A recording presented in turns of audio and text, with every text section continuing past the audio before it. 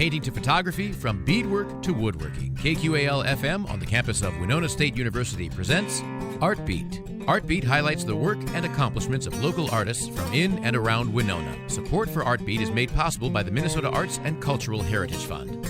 Today on Art Beat, we take you inside the 2025 International Digital Media Arts Association Conference and Exhibition, or iDMAa for short. It took place on the campus of Winona State University from October 9th to October 12th. The main theme, how folk media is preserved, created, and presented in the digital age. Our guest, Professor Anna Nacher, certainly knows a thing or two about this topic. Heck, she can even sing about it. Aside from being a musician, she is also an associate professor of digital culture at Yah-gee-ah-lonian University. So, listen well, pupils. Professor Nacher has traveled all the way from Krakow, Poland, to educate us on how sound and silence can be used for activism. So, grab your popcorn, or, if you are listening in your car, turn on your heated seat. Either way, get comfy and prepare to be serenaded by her presentation on sound practices as activism. So basically, I wanted to talk a bit, and not only talk, by the way, about reconfiguring folk media through sound. And this is why I'm going to start with this notion of folklore that we discussed yesterday, right? So to me, because folklore can be many things. We talked about it yesterday. But I would say that there are also some dangers, when you think about all the forms that are called folklore. And this danger is something that I captured with folklore with exclamation mark. And the chance is folklore with question mark, right? Because when it comes to folklore in Europe, you also have many attempts at institutionalizing folklore, right? Back in Soviet era, there were many ways to formalize folkloric forms, mostly because it was considered disruptive, right? During Stalin rule in Soviet Russia in the 30s, folklore was completely banned. People could not perform any folkloric forms freely. What happened was that back then, Soviet Russia started kind of state-sponsored a system of schools where people were taught what actually counts as proper folklore. Right? So to me, this is folklore with exclamation mark. And it can easily turn into nationalist enterprise. Right now in Europe, we see it on the rise, where in some countries right now, where we see the rise of authoritarian rule, the dominant form of culture is the folklore. And that happened to Slovakia, for example. That happens increasingly in Balkans, like Bulgaria. And, Europe is well known for many conflicts, right, in the past. So most of those conflicts start when people getting excited about the notion of the nation-state. Right? And very often this category of a nation-state is supported by folkloric forms. Right? When folklore is considered a kind of a state culture. Right? So this is a danger I would like to bring up as well. But sometimes, I found this photo because Bulgaria has always been a country close to my heart because of the very special form of singing, and I will present why soon. But this photo actually presents one of the well-known singing groups, women singing groups. All the women were educated in those state-sponsored schools, where I would say that folk practice of women group singing was somehow modified into because Balkan music is known for atypical elements, like singing in atypical intervals, right? You may have an impression that people are just, off the tune, which is not the case. They just sing this way, right? So what happened was that in those schools, they used jazz chords, and jazz harmonies to sort of, because most of those elements are actually impossible to render in the proper notation. That's another story, right? So when you look closely into folkloric forms, very often you can see how folklore is being disruptive on every level possible, right? And how constantly states and systems try to sort of contain it, to present, for example, African song in a notation taken from Western music, which is impossible, right? If you ever have a chance to see a documentary about well-known violinist Yo-yo Ma, there's a documentary when he went to Africa and tried to learn African songs, the songs from Western Africa, and he couldn't do it because he was relying on a Western notation system. He tried to write it with notes, right? And then he tried to repeat, and every time he was repeating the song, the person he was learning from kept telling him, no, this is not it. We sing it this way. And he was singing entirely different version of the same song. So, so that is one of the examples why real folklore, sort of authentic practice, a lived experience, is disruptive and not easily contained with the systems, such as, Western notation. So here you have Bulgarian women singing group with national flag, right? And this image can be captivating, and it looks nice. It's like really super aesthetically appealing, right? But the problem is that Bulgaria as a nation state is relatively new. And there is a lot of different elements in the singing, including Macedonians and Turkish culture, right? This mixture has always been specific for Balkans. And so like using a national flag, the national flag of only one state, to sort of sign it up as, Bulgarian singing, is in many ways a kind of manipulation of sorts, right? So this is the danger of folklore. But sometimes, what happens sometimes, you have a big event, and this is a photo from, again, from Bulgaria, from a small town called Pernik that is close to capital city of Sofia. Every January, there is an amazing festival happening there. People are wearing those masks, like really impressive masks. It has a long history, and this history can be traced back to times immemorial almost. And it is a testament to the kind of animist culture, pre-Christian animist culture of the Balkans.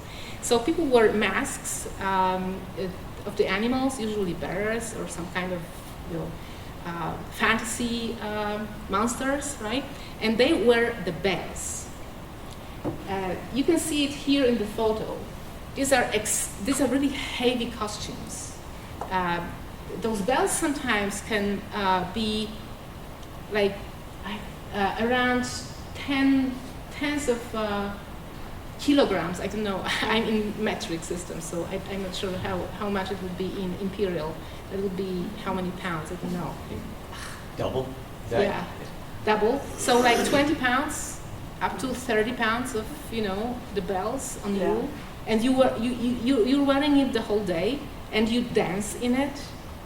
And I've been there back in 2017, and this festival is just amazing when it comes to variety of people who come there and who present their craft.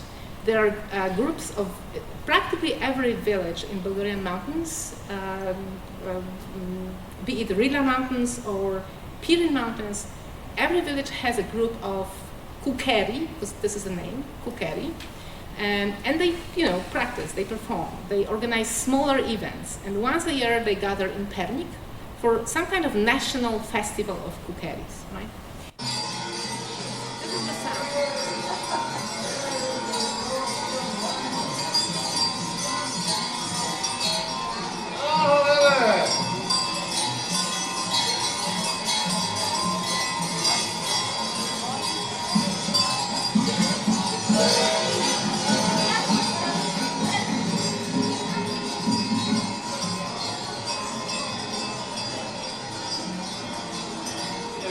So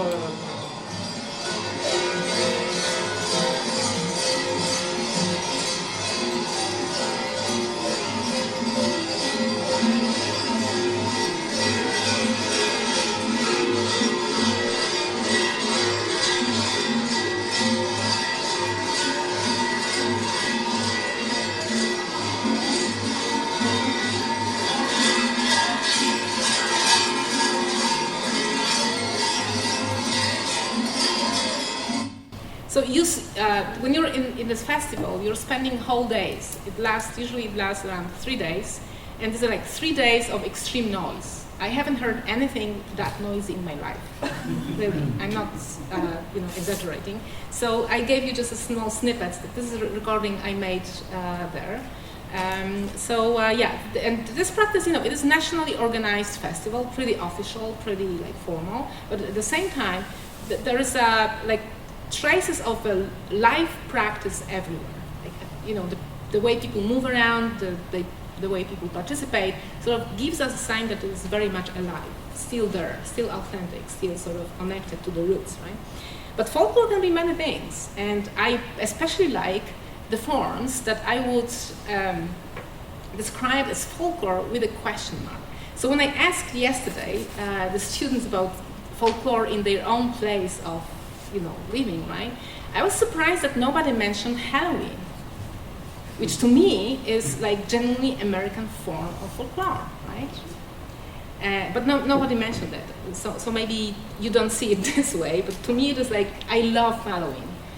Whenever I come here, I'm always like, a sucker for Halloween costumes, for decorations. It's just amazing. It's just this energy. There is something in it that tells you that this is real.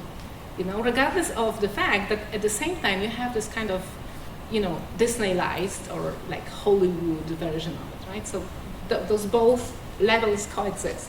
And then in Winona, for example, you have Apple Fest, which is organized by the Polish community or Kashubian community, right? So this is also distinctively Winonian thing, I would say. I've been at, I think, 2 of those here. And sometimes you see the stuff that you have no idea what it is, like the photo here in the corner. I took it back in 2019 in the Winona Mall. It was some kind of a defunct shop or gallery. I have no idea what it is, but that presents a kind of folk creativity, I would say, right? Because at the end of the day, what happens, I will talk about it in a moment, what happens is that folklore, I would say that folklore is a form of very much, vernacular creativity, right? The spirit of freedom in a way, creative freedom. So, of course, we also have a connection between folklore and high art, and probably the most, the best known is Andy Warhol, right?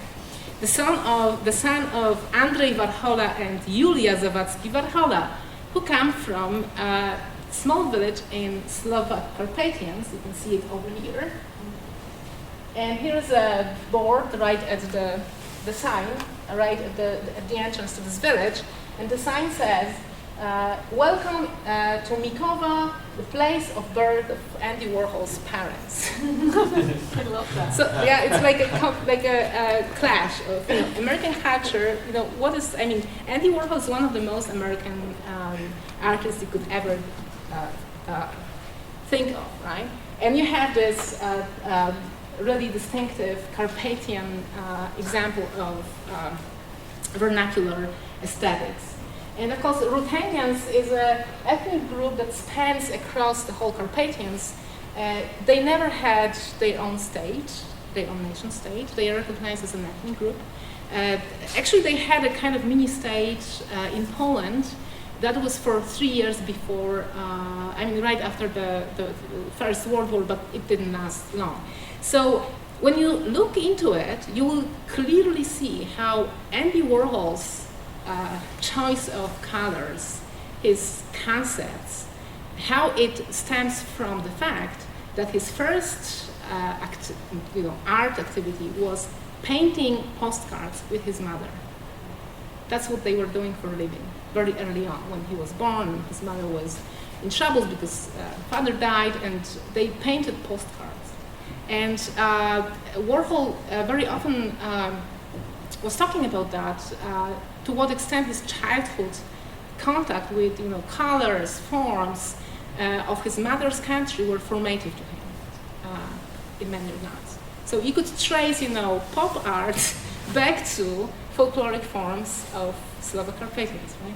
And there's many examples of similar examples where this distinction between folklore and high art is not as strict as it seems.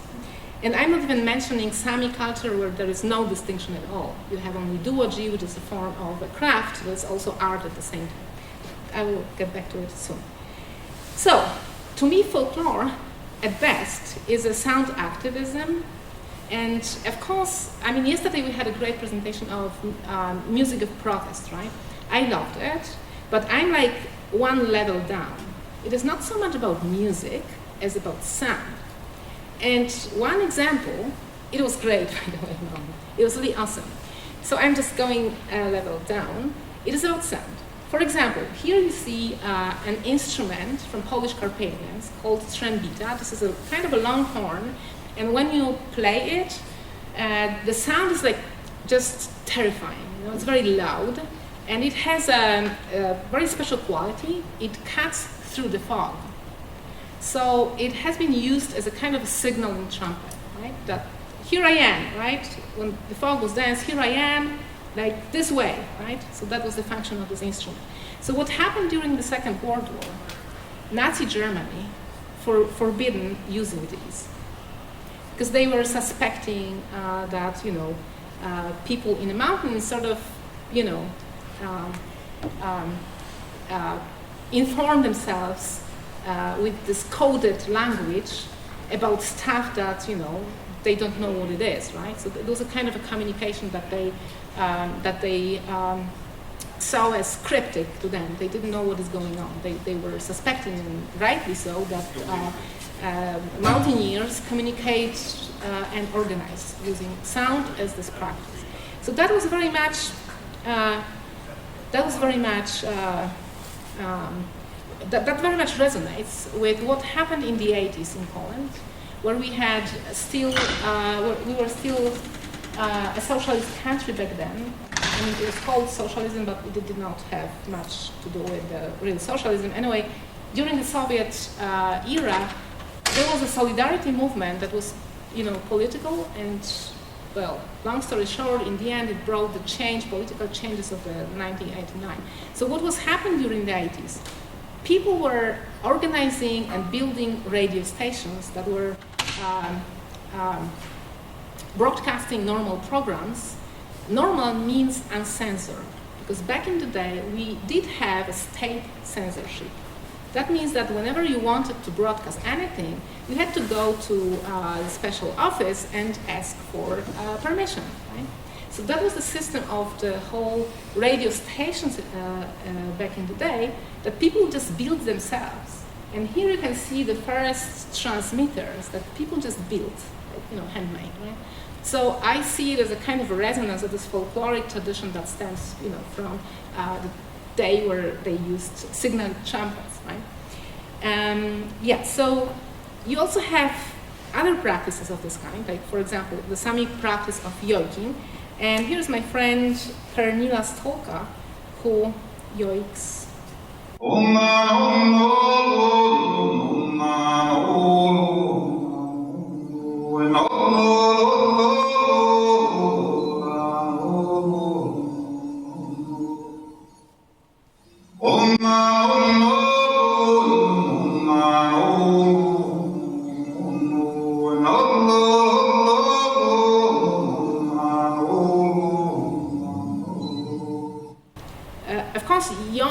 Yoik is a really interesting form in itself. I will not delve into the details, but it was forbidden for a long time by all Scandinavian national state governments because it was considered a kind of devilish practice. Like, this kind of singing was considered, by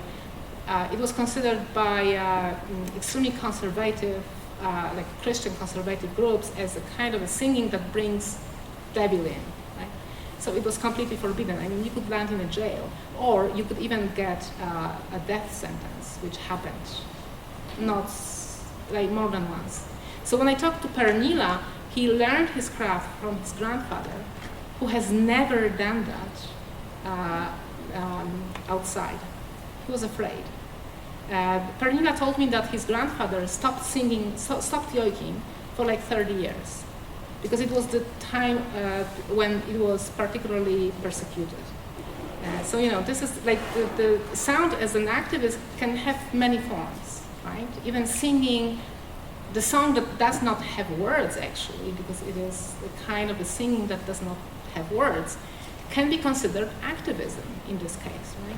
And if you talk to people who practice yoiking, one of the best known singers is, for example, Mary Boyne, who is known for refusing singing at the Olympics in Lillehammer in '84, I believe, because she was against the practices of the Norwegian government, who was discriminating against Sami for a long time. So there is a lot of practices of this kind, right, where sound is activism. But what matters for me, and this is actually the framework that I would like to use to talk a bit about the project that I'm doing right now, and which also connects to what we will do tomorrow. So to me, folklore at its best is a connective tissue holding communities together. I think that was, you know, one of the conclusions that we got yesterday from the presentations, right? That folkloric forms and folklore is something that keeps communities together. It is not about aesthetics, it is not about forms, it is about communicating and sharing, right? To the extent that we can do that. So for ages, I was thinking, why group singing, like Bulgarian, in Bulgaria, in Slovak Republic, in Carpathians, why the group singing is such a powerful practice, right? And, like, you know, really powerful.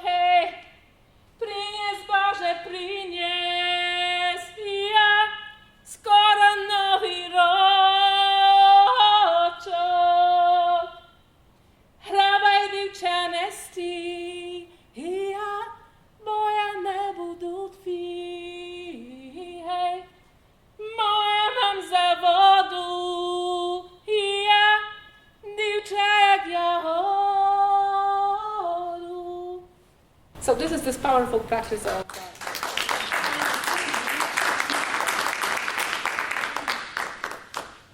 Unfortunately, my higher pitch today is not functioning, as you could obviously hear due to head cough. But it was just my voice alone, right? But now imagine like a couple of women, right, singing this way, or the whole group. So what happens is this.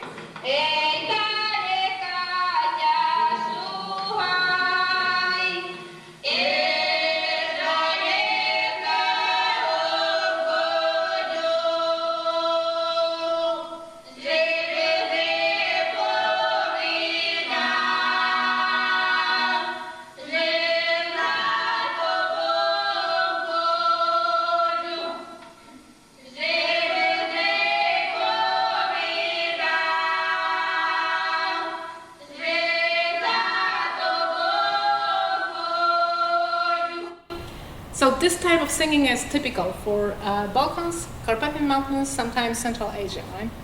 And in my questioning, what is going on here?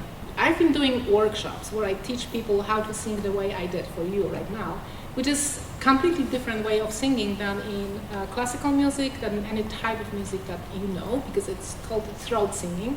It has many varieties, by the way. At some point I realized that what happens is people synchronize their breathing. This is what happens when you sing together, right?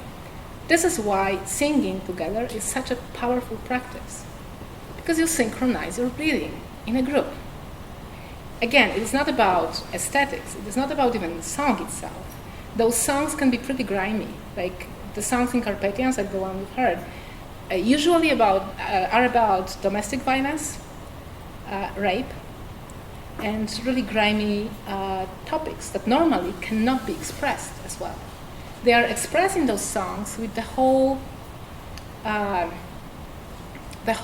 selection of metaphors. There's like distinctive language. When you analyze those songs, there are metaphors that are connected to the natural world. So very often those dramatic stories, life stories, are told in a way that, on the surface may look like it's kind of, benign, right? It's about like a pine tree that was broken because the men came and like disposed it, this kind of languaging, right? But in fact, it is about dramatic lives of women very often. But what happens deeper down is that when you sing together, you breathe together. So that was this is one of the trajectories for my current project, which is called Breath Library, because I started focusing on this connective tissue, right? So, like when you breathe together, why not to really breathe together?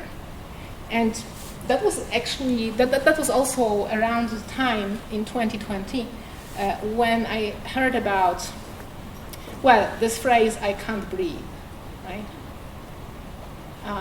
So that has resonated a lot. And when I heard about George Floyd and what happened in May in 2020, I was really shaken to the core, because at the time Minneapolis and the cities felt very close. I'd just been there like a couple of months ago, right?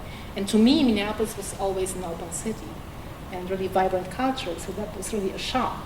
And at some point I thought, what if we could have a resource where people who can't breathe could be offered your breath? And that's how this whole project started. At the time, I was also collaborating with Victoria Vesna from University of California, Los Angeles. And we were doing some workshops online. We were playing music together online. So this project emerged where I would ask people to record their breathing, like 30 seconds up to 1 minute, and to send it online so I can have a kind of library. So I had a collection that indeed can be presented as a library of breaths. And so last year I started doing those workshops in Poland. So I will show you what it looks like in a few places in Krakow that are also very special, because these are post-industrial spaces. There's a huge steel plant. There was a huge steel plant in Krakow. Now it is defunct, but it is quickly being colonized by the natural world. And you will see some places that are kind of rewilded big time.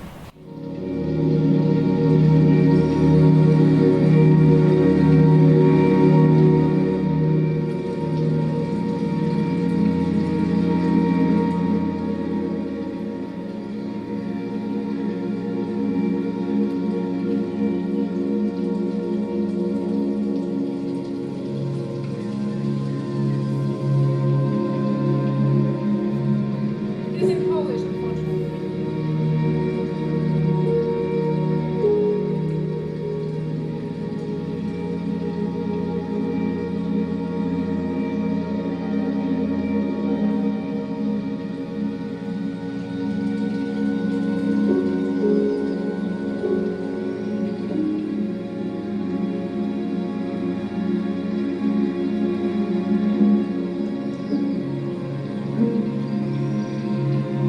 Yeah, so I was organizing those workshops for 6 weeks. 6 weeks, and we were were meeting in different places, sometimes kind of strange. Like this one is a former bomb shelter in the social housing project in Nowa Huta in Kraków, one of the biggest social housing projects ever built. The whole settlement was built in 1954 for the people from the villages who came to work in the steel plant. And even now it is a really well-functioning, really well-designed city. So that is a bomb shelter that was also built as an anti-nuclear shelter. So that was one of the locations where I led those workshops. And that is also a location where my sound installation based on this work was organized last year. And other locations were equally interesting. Like this one is a place of, this is a wasteland actually. That is a place where they dispose the waste from the steel plant, but they stopped doing that 25 years ago. So now it is completely wild. I mean, you go there, and of course, there's a toxic substances still in the ground, but it is completely, like, I would say maybe it is our future, right? Like the wasteland turned paradise, because it does look like a paradise. The fun fact is that after 5 hours in this place, when we were going back to the city center, people were like, "Oh my goodness, I feel like I was in the jungle for the whole day." So yeah, it was really an amazing place. So, long story short, I mean, this is the installation that in the end, this is the same bomb shelter. You can hear those breath recordings and my own voice as well.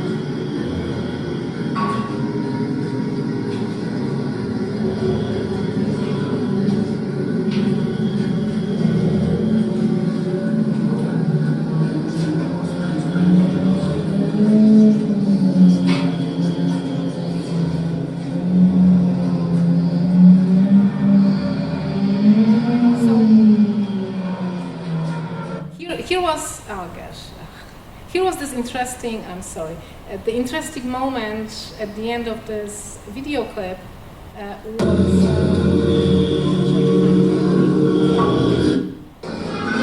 yes, this one. So this is actually the original machinery used for bringing the air in. So it is a ventilation built in 1954, and it's still functioning. So that was the reason why I wanted my sound installation there, because it is like machining breathing as well, right? So like breathing can be really practice that we most often sort of undervalue, right? Because it's like a tapestry of our life. It's just there for us, right? Unless we have some real troubles, so then it becomes something special, right? And we pay attention, and So yes, this is the original machinery from the 50s.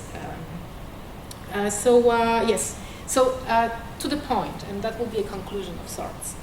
Because I was talking about activism, right, and how breathing and focus on breathing can be activism.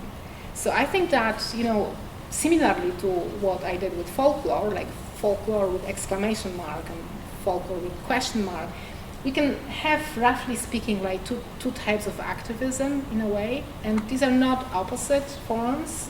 I think it's good if they are kind of interwoven. So I used the word listen, right? So the first example is when you say listen to someone, right? Like listen with exclamation mark. It's a different situation when you say listen, right? So like those two types of activism, one is oriented towards protest and making changes that needs to be made, right? But the other activism that's equally important, I think, is starting with yourself and just starting with really listening, like really listening. Because what happens around us, I think, in a bigger picture, is something that me and my friend, Morten Zondergaard, with whom we write on the article, we called it social listening deficit. I think this is what happens these days, right? We are confronted with social listening deficit, big time. Like, we're not capable of listening. And this deep practice of listening that, of course, had so many forms, like deep listening, that was a practice that Paulina Oliveros proposed, for example. There was ecological, acoustic ecology that was also interested in really listening. But the time comes now that we really start listening, and it starts with your breathing. So what we do in these workshops, I called it situated listening because it starts with your body. So we start with listening to our own bodies, often via breath, and then we sort of expand. So roughly speaking, this is what we're gonna do tomorrow, except tomorrow I will be also recording because I have my hydrophones, I have geophone, I have like different types of microphones, and I want to record the river in 3 different timelines. Because like the ancient timeline of the river itself, because Carl Fremling, right, not only the boat but also professor of biology who is famous for his amazing book Immortal River, and I'm just like tempted to write an article about Carl Fremling as a pioneer of blue humanities and aquacriticism, because that was long before those tendencies became prominent, but he was the first, I think. And it is a beautiful book. So, and he writes about those different time scales. So there's the Mississippi River, there's human activity, that's a different time scale, right? And there are all time scales that we don't even know of, like cicadas, for example, right?